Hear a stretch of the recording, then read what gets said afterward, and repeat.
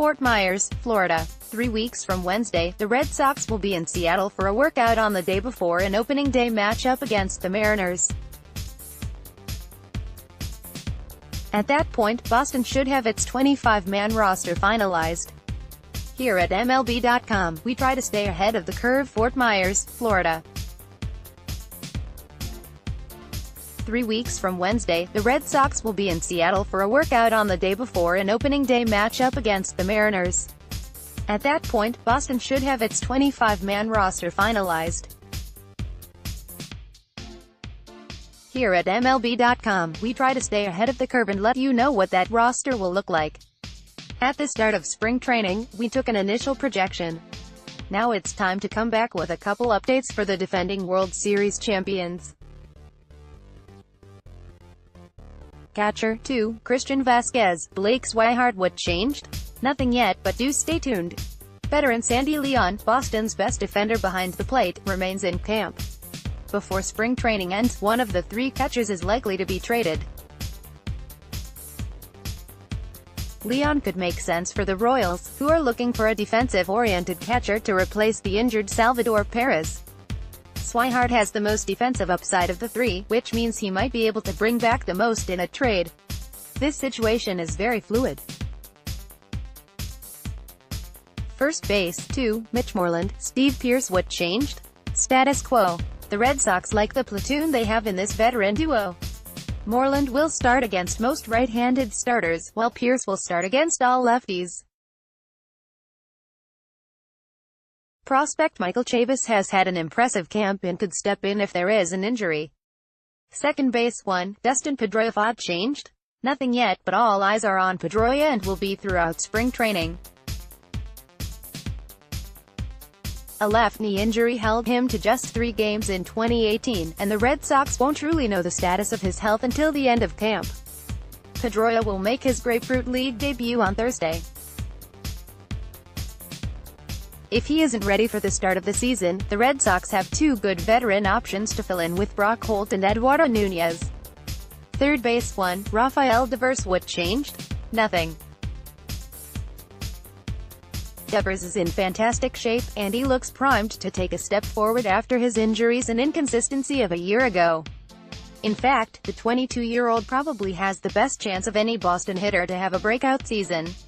Shortstop 1, Xander Bogaerts. What changed? Status quo.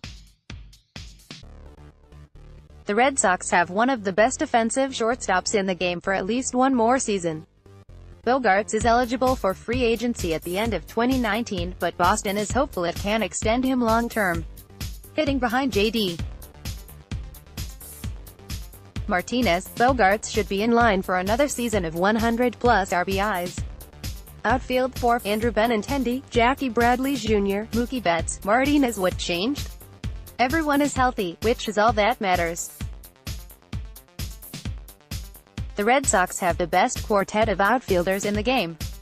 Benintendi, Bradley and Betts are all perennial Gold Glove Award candidates. Bradley spent the offseason revamping his swing with a launch angle master and could be in line for his best offensive season.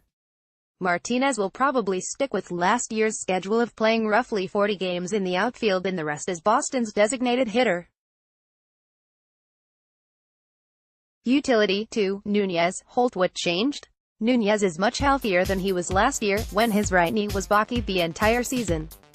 This is important, because it should allow him to be the type of offensive threat he was when he joined the Red Sox down the stretch in 2017.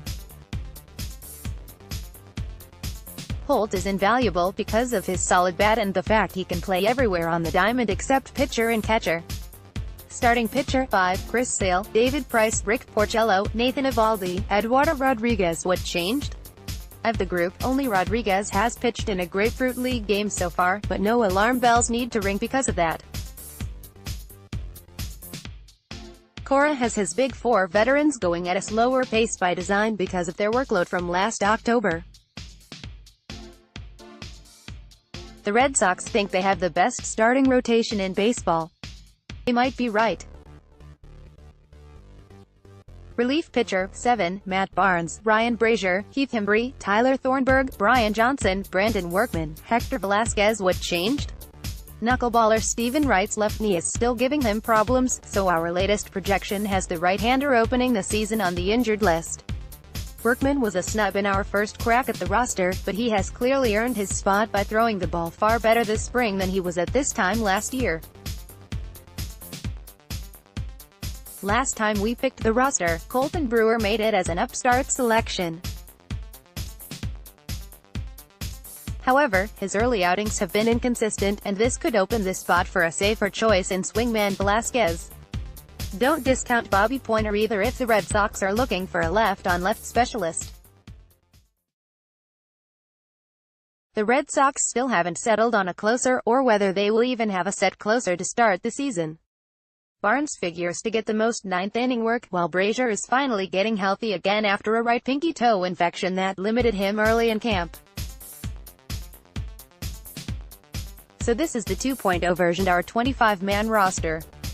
Check back for another update later in camp. Catchers Christian Vasquez, Blake Swihart.